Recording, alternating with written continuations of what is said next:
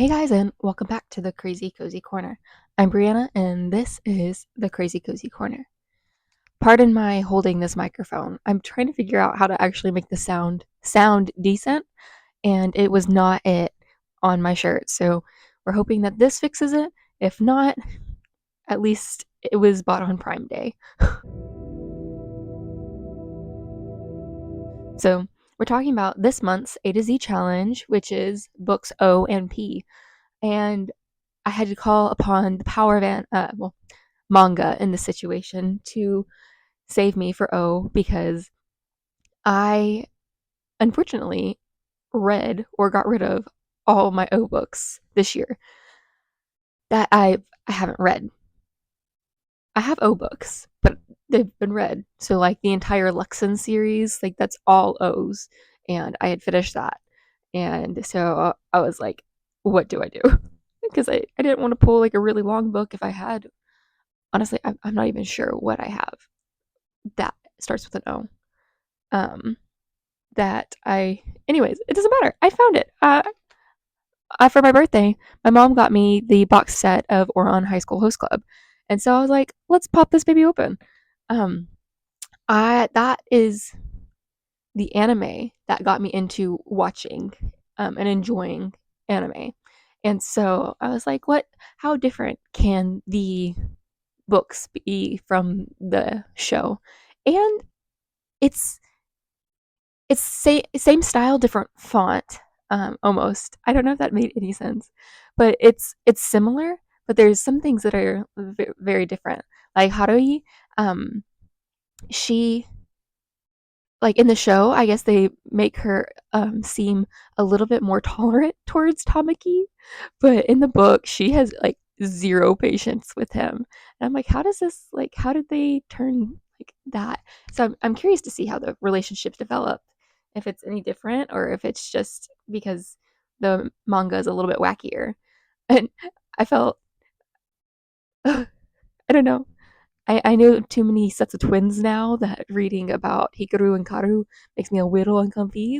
Um, but yeah, so this first one takes you through the first 3 episodes of the anime. So how do he getting introduced to the host club, being mistaken for a boy, um, finding out that she's a girl, um, but still, being the natural.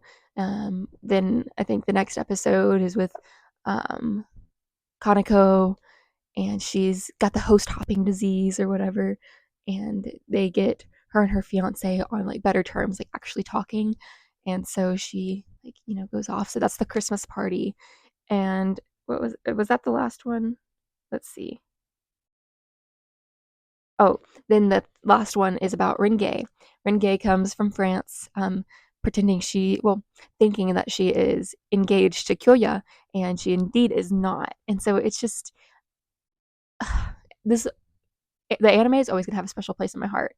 I'm probably gonna be a little bit rougher on the manga because it's my first time reading it, and I'm a lot older than I was when I watched the anime, and so like some of it does make me a little uncomfy. But I think that's the point, right? It's not supposed to like it's supposed to be like kind of more slapstick, um, maybe, but I enjoyed it. Just there's some things that I'm like, ooh, that didn't age well. But I mean, what book ages 100% well? Besides stuff that kind of talks about the political climates, and it's like, oh, they bonked the nail on the head with that one. Um, but I guess that really doesn't matter. But yeah, that was Ouran High School Host Club.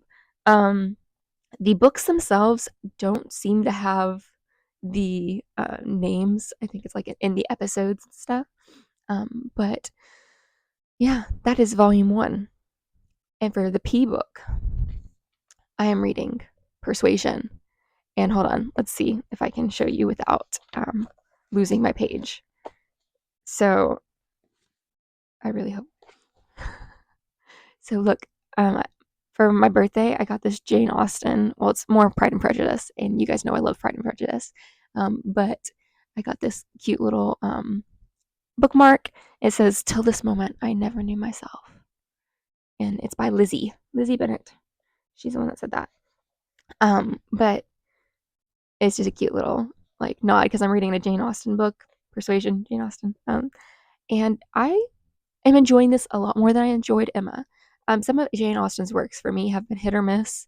Like when I read they weren't complete stories, so here or there. With the Sanditon, Lady Susan, and the Watsons.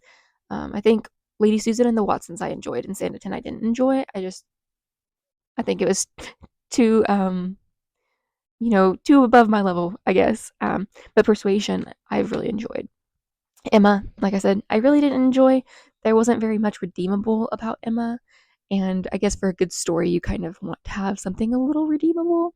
But I think the point was that she was annoying and not a likable character. But then I just couldn't get behind when she had a happy ending because I was like, oh, she didn't change at all. Like she's still stuck up, but whatever. Neither here nor there. Persuasion is about this family. What are they called? What's their last names? Elliots. The Elliots. And we mainly focus on Anne. Anne had this little engagement. I guess it wasn't like, I don't know if they were actually engaged or she turned him down. Um, but they were interested in each other with this Wentworth, I think. Excuse me. And so she allowed her family's opinions of him to keep her from marrying him. I mean, I feel like that probably happened a lot. I think it was more uncommon. I mean, I could be completely wrong. I didn't exist back in that time, but I feel like it was more uncommon to marry someone below your station, as a woman, at least.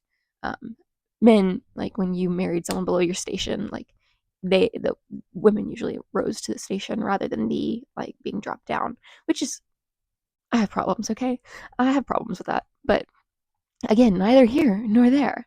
But Persuasion, um, this is the aftermath of the breakup between Anne and Wentworth many, many years later. She's no longer considered beautiful and.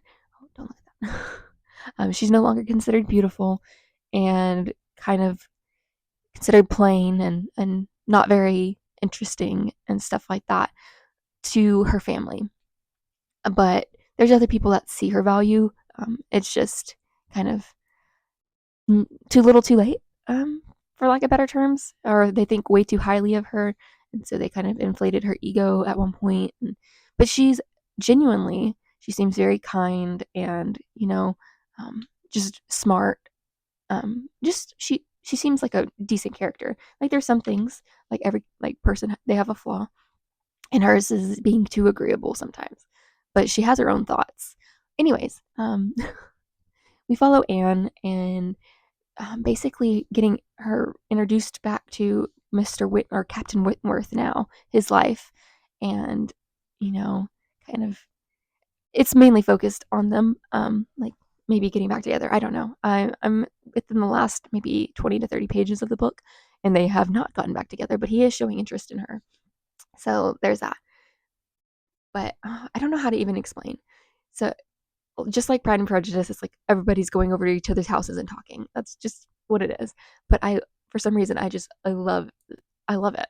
Um, but Anne and her father is very poor with their money. Their mother, Anne Elizabeth and Mary's mother, was the one that kind of kept the house running and within their means. And Sir Walter Elliot was like, once she died, went crazy and spent all the money, lived with outside of their means. And so they had to rent out, for lack of better terms, their house and go and move. Well, Anne got to stay behind with her sister Mary because Mary's married. Mary's married to a family close to her house, like in that area of the continent, country, whatever.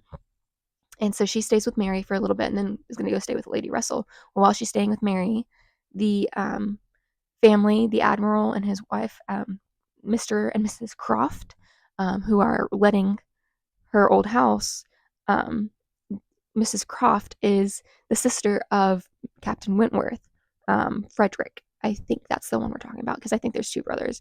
One's already married, but the younger one, not younger, I don't know. The one that's not married, the one that she was like, yeah, he's nice, and then decided, oh, I guess he's too below my station, and then proceeds not to get married because she was wrong. Well, not necessarily wrong, but she was wrong for saying no. I mean, live and learn, right? But so Anne gets reintroduced to Captain Wentworth. He is like convinced, or like, what is it? He's not going to be nice to her beyond what is like propriety, like what is necessary, and so he is like getting it. Um, no, he's not. That's so weird. He is kind of flirting with the I can't remember the names, but the family of Mary, like her in-laws, so her sister-in-laws. He's kind of flirting, courting them, kind of trying to figure out like which one's gonna better fit his need, because he just kind of wanted someone that was a little bit firm in their mind, but then kind of learned that maybe a little too firm could be bad if they're like not able to bend a little, because that's what happened. They went to Lyme, like, and he's still kind of ignoring her. And it was decided basically, Henrietta, she had a little boy, someone like her cousin. Oh, it's still so weird. Her cousin was interested in her and she was interested in him, but then Captain Wentworth came around, but then he came back, and then they decided that, they like each other again or whatever. And so it left Louisa to, be the center of Captain Wentworth's affections. And well, it kind of turned sour in Lyme. I really hope that's what it's called, or that's how it's said. Oops. But she kind of, I don't understand what she was exactly doing. I don't know, like, because I feel like it was improper to be like jumping stairs into someone's arms, but I don't know what was happening. But anyways, she was told no, and she was going to do it anyways. So she tried, but then she slipped and she like hit her head pretty bad. And while she was recovering, she fell in love with this other captain who literally just lost his wife. So it was a little weird, but he loves to love. Um, and he was smart. He was just sad. He was a sad boy. And so, like, they're in love. And so now Captain Wentworth is back on the market, and he's showing interest in Anne again, maybe seeing that she's kind of grown a little bit, um, maybe not as pushovery as she used to be. I don't know. I hope they have a talk and like kind of talk it out, but we'll see. I still have a little bit to go, about an hour, audiobook wise. But that's kind of where we're at now. They are in Bath. Anne finally is kind of living back with her dad and her family.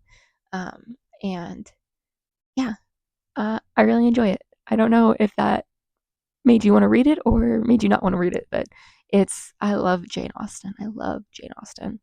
Like, it's kind of like one of those things where it's really sad that people don't get recognized until they're dead. Um, Especially like women, but like, I mean, it happens with men, but like, they get recognized after they're dead, and like they wouldn't have been recognized because they were a woman. And, but I think I don't really know exactly all of the history with her and stuff like that, so I don't know if there was, recognition on like her part during her life, but she was brilliant, and you know still saw value in like marrying, but she also saw value in the individual.